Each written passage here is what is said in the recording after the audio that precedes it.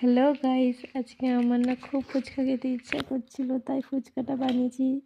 এখন জলের মধ্যে তেঁতুল গুলিয়েছি, মশলা মিক্স করেছি বাড়িতে হোমমেড বানিয়ে। আর তারপরে হচ্ছে গিয়ে একটুখানি জলজিরাও ইউজ করব। তোমরা কি ইউজ করো জলজিরা? কমেন্ট অবশ্যই করো। আমি কিন্তু করি, আমার খুব ভালো লাগে খেতে। ঠিক আছে। আর হচ্ছে কি, এই যে দেখো মশলাটা আমি বলেছিলাম না হোমমেড বানাচ্ছি, আমি নিজে মশলাটা ভেজে গুঁড়ো করে বানাচ্ছি। এর মধ্যে কী কী দিয়েছি পরে আবার তোমাদেরকে জানাবো।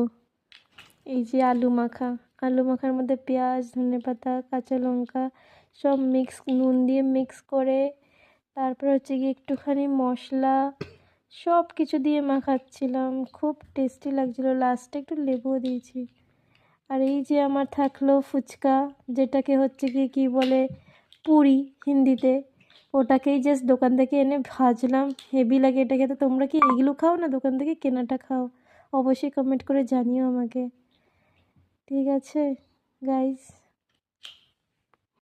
এই থাকলো আমার ফুচকা রেডি। এখন আমি ওটাকে ভাঙবো, ভেঙে ওর মধ্যে আলু পুটিং করব।